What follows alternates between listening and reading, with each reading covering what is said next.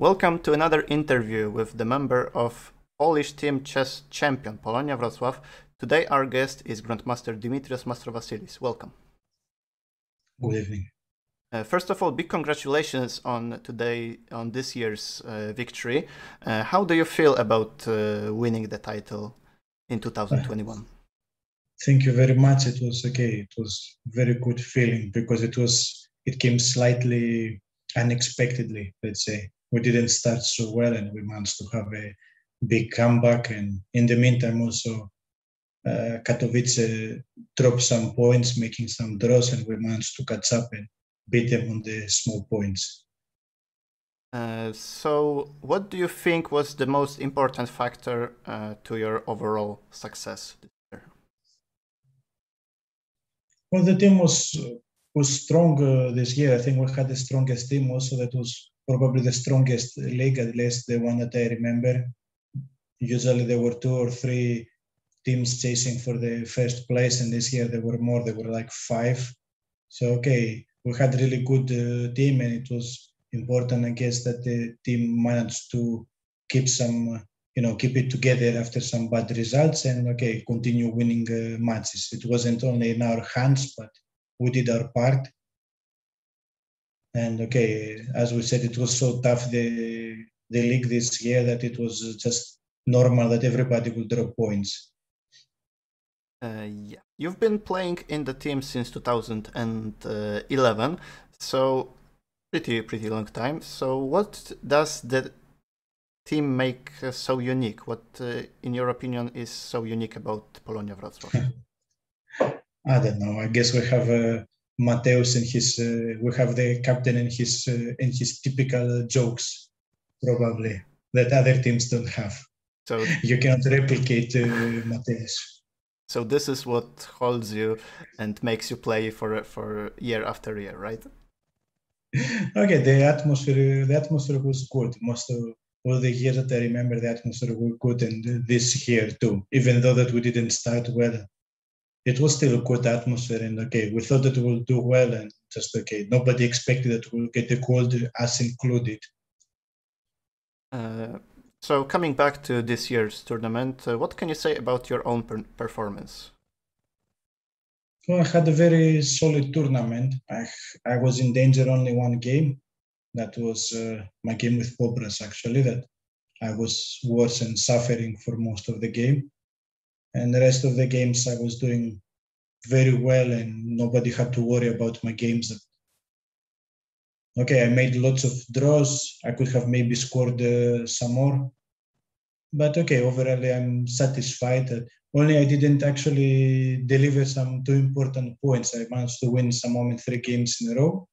That was good. And okay, it was important. Every match is important to win, and when some moment I managed to score, and some other matches then other people managed to score. So later, for example, it was Mateusz who won games, and also Yolanda won some games. It's important that somebody wins to win the match. Yeah, you need to score a victory. Yeah, so let's move on to analyze one of your victories. It was quite an important one if we look at it from today's perspective. It was from the match between Polonia Wrocław and Silesia Racibórz, and you faced Grandmaster Tomasz Markowski, a very solid player. And after after the opening, which arose from the Kalashnikov Sicilian, we've got a position like this. So what can you say both about the opening and about the current position? It was a small surprise for me, but not a bad surprise. I got a position that I enjoy playing, that I have control, I have safe position, I have the space advantage, and I can play without danger. He doesn't really have easy counterplay. Here, how he spent some time to change the dark square bishops, and he's not in time to go any easily for something like f5 and b5. I control very well, and in the game I prevent it altogether. So okay, we continued pretty much normal moves here, and I had in my mind some game that wasn't exactly the same position, but was an excellent game from White's point of view. It was the game between Carson with Hugi Fan. I think it was from the line with Bishop E7, Bishop G5 from Wei Kanze, but which here I'm not 100% sure. Okay, the P2 pawn is not dropping here, and I do the Bishop E2 as the queen is trapped. So he just continues with all the normal moves. He brings the rook to defend D6. I play P3 that I could have done on the previous move. So he brought the king D7. That's also slightly useful move, and the H3 is also quite important move for me, because there is the idea later that I can trade the bishops with a later Bishop G4. It was knight E3 and Bishop G4, and that's, if he trades, that's also good. If he lets me trade, I will trade on E6, and this pawn structure is also not too nice for black, although he covers the D5 square. And I think the critical moment, after the F takes E6, yes. I think the more or less critical moment probably was a bit later, but that was the moment that I spent most of my time. That was A4 in the position. That was mainly done so that I never have to bother with B5 anymore. Yeah, you covered this with both the pawns, the knight, the bishop, so you will never. If I don't do, I have to be some careful, because maybe there is some B5 and maybe C3 is hanging. So maybe A4 is not so good, but it's actually, strategically speaking, it's a good move. It looks that it might weaken some dark squares, but it doesn't matter this so much. So he did the queen B6. I defended my B3 pawn, and he put A5 so that I cannot push my pawns. Like if he lets me, I can push B4 and A5 maybe. Just when he does the A5, he gives the B5 square. And that's actually more important. Here was the one, the next moment to calculate, but I was already calculating from A4. Because when I move this knight, I allow the knight D4. That was played, and I can continue with my old plan. I did the Bishop G4, that's a good move, and the B3 pawn can never be taken here. Okay, here it's obvious that it cannot be taken. Some Queen B2, Queen E2, Yeah, the pin is deadly. But he does first the Queen B4, and I have to be some careful. I actually took the bishop. And now he threatens to take my knight because of the knight E2 fork. Yeah, so you move the king away. So I move the king away, and he still cannot take B3 because I have a nice move Queen A2. Keeping here. Yes, and when he takes the knight, I take his knight, and his queen is trapped. Yeah, so let's Queen C3, B3. And the queen is trapped. As the knight is also excellently placed on E3 now. Yeah, pawn on C4 is protected, so there's no way back for the queen. He went rook D7. He played rook D7, and I continued with F3. That it's a useful move to defend D4. Because after I do that, then the knight can jump from C3 and can jump obviously to B5. Yeah, Queen C5, Knight B5. So it was still not possible to take on B3, and after he went back, then I'm dominating. Yeah, now D4 is under attack, so he has to move back. Yes, I kicked the only good piece. He went back, and I continue now improving my position, and he still has absolutely no counterplay. Rook C1, I just want to play Rook C3, and here I think he didn't know what to do. I guess he should have doubled on the T line and wait, but it's very unpleasant. He is pretty much worse here, much worse. He just has to wait for your He just has to wait, yes, okay. When I go, I would have gone Rook C3. I just don't have Rook D3 immediately because of Knight B4. So I will have to prepare. If I go some Knight C2, maybe then he has D5, like he needs to move the queen for that first. Yeah, so Queen B6, Knight C2, D5. B6, yeah. Yes, to have something like that to do. But his position is pretty unpleasant. But how he played the position just fell apart. I went the rook c3 and knight d8, and that was, to defend d6, but yeah, that's not enough, unfortunately. I even have knight g4 move. Just what I played was even simpler. Knight g4, okay, I went also the queen h6. It's some too much here. Yeah, but the move is just simple. I defend before, and rook d3 is my next move. Here he should have actually gone back, knight f6 and rook fd8. So, to go for this position. But yeah, well, have you had any idea how to break through? Not really something specific. I just knew that my position is very pleasant, and I can, I can try to improve slowly. Okay.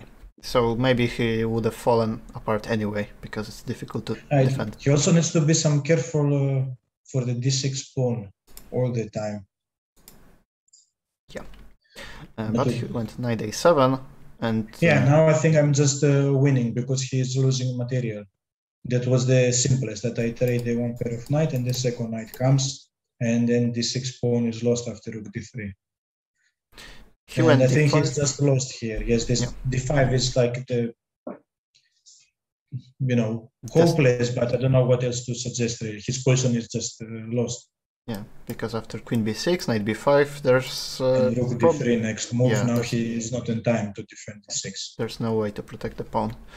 Yeah, also c5 could be, after here. Yeah, exploiting the pin. And then jump with the knight. He has just too many weaknesses here.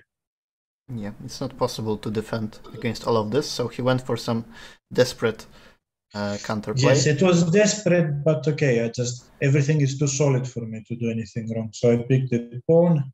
He put the queen to be in contact with my king, let's say, on h2 with e4 check. Knight b5, knight d6. But okay, knight b5 was pretty good, and I changed the knights. I don't know, if e4 I would just go d6. And actually I don't even need to ruin my structure, because it takes f3, I have queen d4 check, then queen d5 check, and pick with the rook on f3. Yeah. So then he cannot pick the pawn on d6, so he's just lost. Something like queen c3, yes. He's just losing a piece here. So even the attempt to get some counterplay didn't work. So he had because his pieces are too passive. Yeah. So he had to go for this, takes, king h1. And now you're a healthy pawn up. So let's see how the conversion went, because there was one moment where you could have gone better, but you still played it almost perfectly, right? I think I played it good enough, nowhere near perfect. Okay, good enough. But okay, good enough. Yes. Just it was too bad here. It was probably not easy to mess it up. Mm-hmm. I made some small tactical trick here, because I have this idea: if rook c7, queen b2, and the e5 is in danger on the diagonal. That was my idea, at least I remember during the game, because I can bring a rook or a 4. So if you win the queen f6, it actually allows the d6. Queen f6, d6. Yeah, because of the queen c7 check, so you cannot pick the pawn, or I don't know, take the rook and queen c7. Yeah, take it's more obvious. Yeah, queen covers d7 and you take d6. That I actually missed his move when I played, because I thought after d6 it's game over. But okay, even the resulting ending is just winning easily. That is, e4 is his only chance here. Now we go to this double rook endgame. After the exchanges, he goes the king e5. And it was important just to give this check to cut the king on the upper part of the board. Because if it went lower, then he could have gone for some take on this. Yeah, just the king looks active, but it's different when we have 4 rooks inside the board. Actually, his rooks are so passive with the pawn on d6 that doesn't matter. So I just went for a simple plan here that I will some moment play rook 1 to d4 check. I actually started with king h2, and then go king h2 and king g3. And the problem is that he cannot move when he moves the rooks, any rook, the idea is that I will, like in the game, I will go for this end game with one pair of rooks. I had some ideas like rook to the C line and rook C7. That happened something like that, or with a rook from D1 to C1, it was in the game. And then I was left with the pawn on C7, that I actually traded the pawn on C7 for the two kingside pawns. So I was left with 2 pawns up on the kingside. But there is the funny moment after on move 42, after he went king f4, because I'm winning easily in the ending. Yes, even how I played, I think there wasn't too much. There wasn't any real danger. After king f4, I'm actually having a forced mate. Just I had a feeling that maybe I have something, but I didn't want to bother because my simple plan is good enough. But here the move that is actually giving mate is rook e1, and if rook takes d6, I go rook e5, and I'm threatening rook e4 mate. Rook e5. Yes, rook d5 and rook d4. The other rook is mate because I defend f3 and g3. And here I just go, yes, I can just go rook, how was this mate or, yes, this mate is with check, yes. But there is also rook e3, rook 1 to e3 and g3 mate. He had some better defense instead of taking pawn on d6. Better defense was move rook to f8. But okay, strange move. The point is if rook d5, he has rook f5 to hide from g5.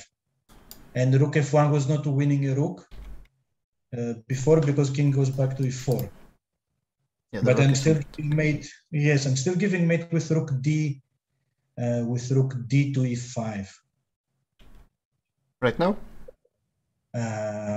No, wait. Sorry, g3 check first, and now rook to e5. Yes. And after king, because I threatened rook f1, and after king f2. I go very nice move, rook g1 here. That's the fastest. Or rook h1 even works. And when he takes, I just go rook e back to e1. And the checkmate. That's a nice mate, actually, yeah. Yes. Okay, but the way you played was more technical, didn't require any sort of calculation, so... Yeah, I didn't have to really calculate too much. It was pretty much straightforward. Just that was, for an aesthetic point of view, it was looking nice, the final position. But in general, you played the game very, very well. He had I think it was probably my best game, this one. Yeah, he had no chance to do anything, really. So, and the game was important for the final result. So it gives extra points to this game. I didn't think that this would have been such a crucial match because we were lucky in this match. But before some area, it looked like we were going to win easily. And happened one very big accident in the game of Niels of Grandelius. Yeah. He lost the winning position by some, I don't know, he got just blinded. He got some, I don't know, time trouble, panic. He didn't find the easiest way to win. He let some chances and he got confused and he blundered terribly, actually. And even in the game of Simon, that was a very, very complicated game and with a huge time trouble for both players. But the funny thing is, after the time trouble is over, I think he was sure that he's going to make a draw, that there was some perpetual that wasn't even any obvious. And actually, the final position, he's winning. The opponent made a mistake, I don't know, for the draw, he was sure it's a draw, he took the draw, and actually he's winning in that position. Yeah, so he didn't realize, but all in all, it all concluded very, very well for you.